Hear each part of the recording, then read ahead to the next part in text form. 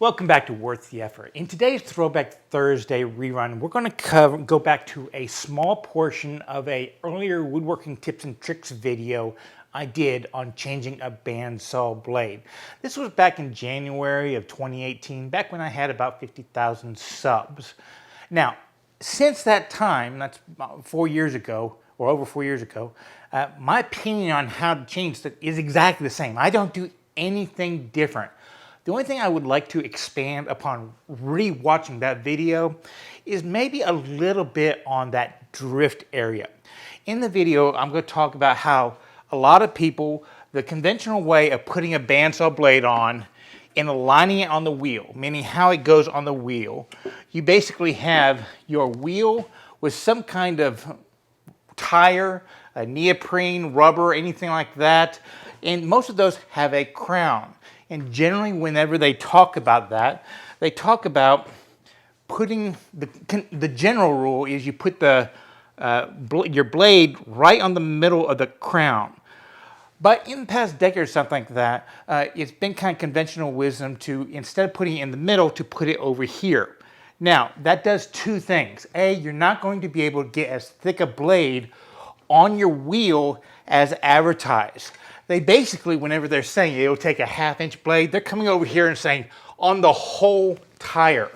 But if you're if you're only doing it on 3/4 of the tire, you're just not going to be able to do as thick a blade in the real world. Okay, that's one point I didn't cover in the video.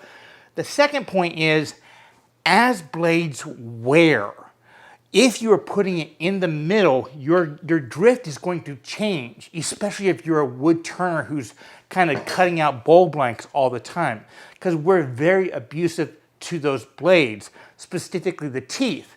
You know, the teeth have set. You know, every other blade or every third blade or something like that is either bent one way or the other, so it creates a thicker gullet than the actual blade that's falling behind it. That's how you can turn corners and stuff like that.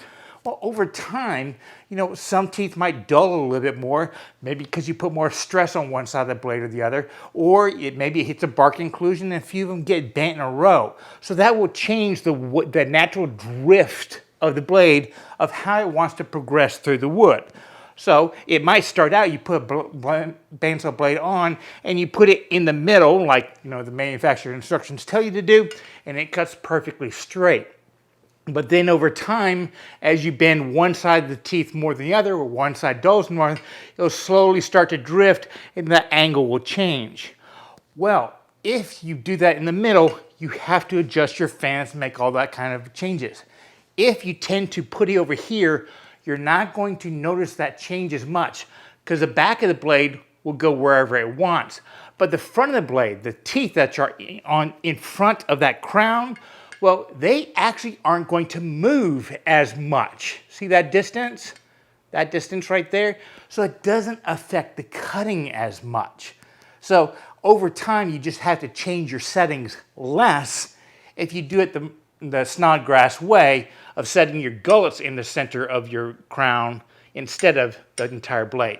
Those are 2 points I didn't cover in the video that I thought were relevant, you know, 4 years later. So enjoy the video. It's just a small portion of the overall.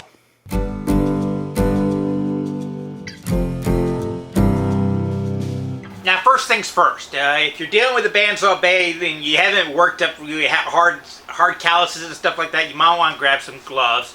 And folding a bandsaw blade confuses a lot of people. There are a lot of different ways to do it, but my way is I will simply reverse my hands, kind of like this right here, and then just give it a twist. And it will fold up very easily, and you can do the same thing to unfold it. Just like that. A quick reverse your hands and give it a twist. There you go. Okay? So, now let's come over to the bandsaw and let me show you where I'm at. Okay, I have a standard 14-inch jet style bandsaw. It's got a riser block on it, so I've got a little bit more clearance right here. But other than that, it's very similar to everything that they've been making since the 30s. All these iron kind of C-frame styles are all pretty much the same in some way. Now, I use these roller things, and I keep one of these T-handles on a magnet over behind this door over here. And if I am not putting on the same style blade Like right now I'm just replacing a blade that broke on me. Well, I don't really need to change all these adjusters. I would just put the new blade on, readjust it on the wheel, and have at it. But since this is showing you to, what I'm going to do is I'm going to loosen everything, top and bottom.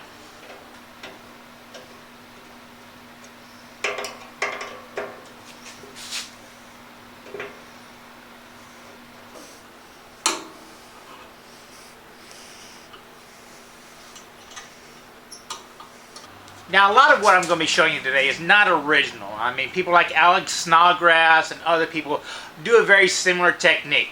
Now, Alex Snodgrass probably is the most well-known out there for setting up bandsaws. He advocates taking off this right here, because there's basically only 2 adjusters on those, what do you call them, gantries or something underneath there. Take those 2 hand screws out. They're on giant hand wheels. Pop it off. It makes adjusting the bottoms and the top a lot easier. But he's a lot stronger than me, and I'm a bit of a wimp, and this is heavy, so I don't want to deal with it. I don't mind just adjusting down here. When you are adjusting the bottoms right here, it's nice to have this little plastic thing out, because I can actually see the adjusters right through the hole, so I don't really think it's necessary to take this off. But if you want to, go for it. I also use a Carter quick release. It makes changing blades a lot easier, but if you don't have something like this, which just adjusts the tension up from mid tension to full tension and back. You can see this working up and down. You can do this adjustment with the wheel up top. It's a blade tensioning adjustment is all it is. Now, step number 1 is making sure your blade is right side out. You can actually inverse these with a twist to get them running inside out. If they do, just kind of go right through and they'll pop out. But you want the teeth cutting on the downstroke on this side if that wasn't obvious to you. And if you choose not to remove this off, getting the blade on the wheels, the first step is to kind of weed it through the obstacle course. You've got guards down here. You've got to weed it through on your shades right here. And I like to put it on the bottom wheel first. Get it into the guides on all 4 sides around here. And sometimes it's easier if you lower this down, because I have a little clip right there. Get it through all your guides.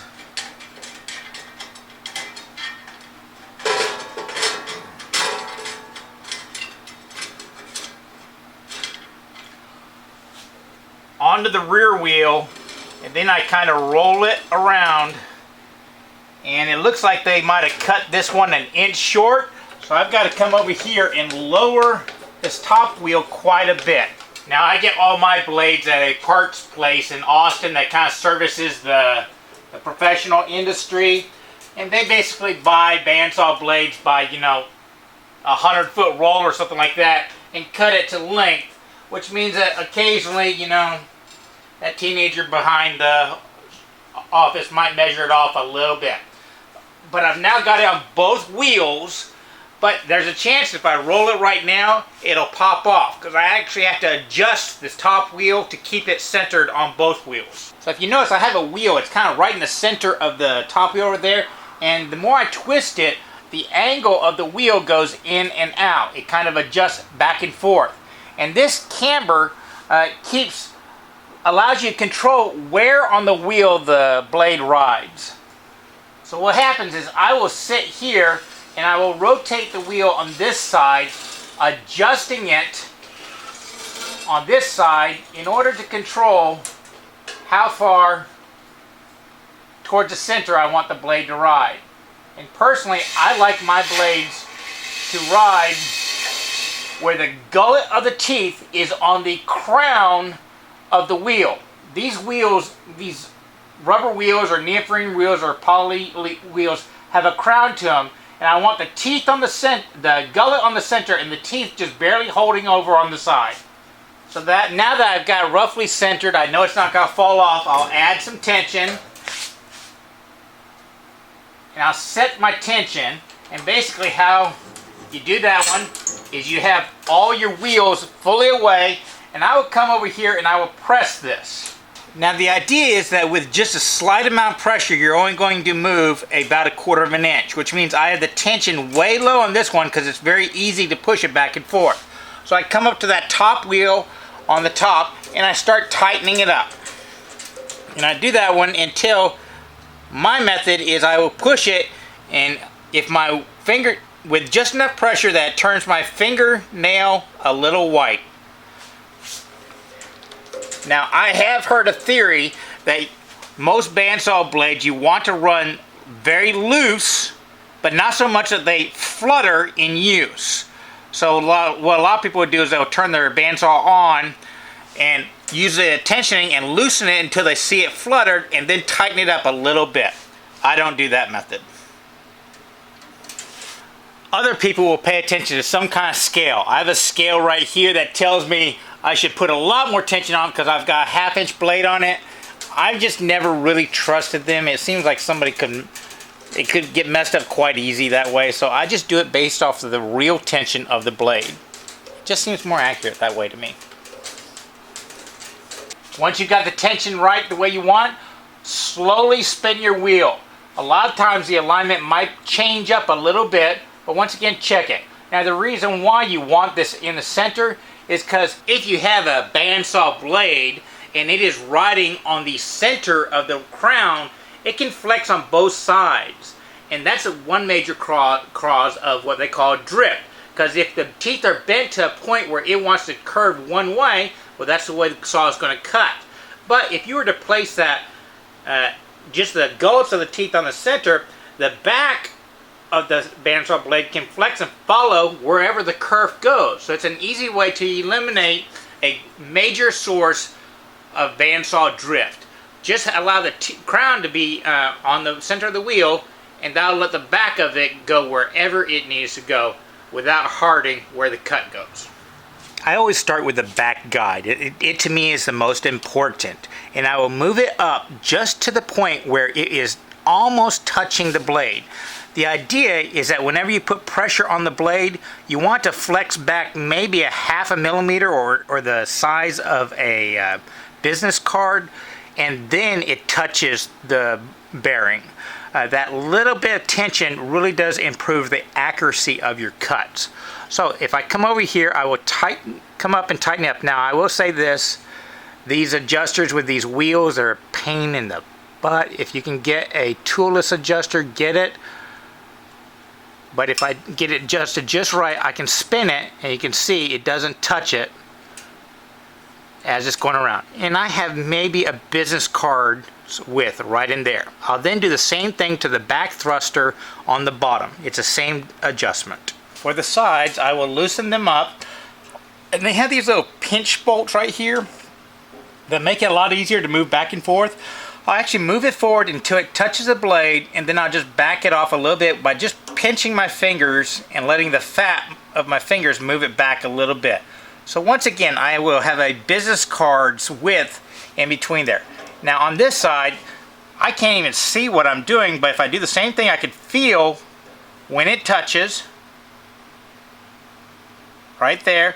So I just back it off a little bit and tighten it up, and it should be pretty close. That one's touching, so back it off.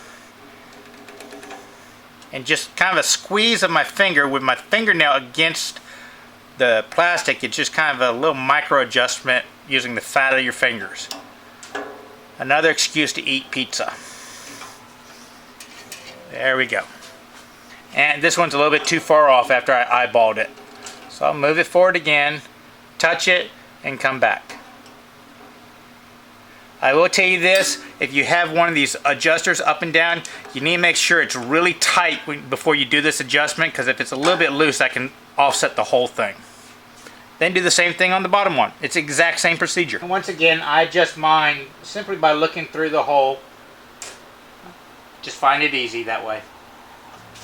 I also find this is a good time just to dab a little bit of oil wherever you think it might be needed. From there, it's a matter of reattaching the safety gear, closing the doors, and getting back to work.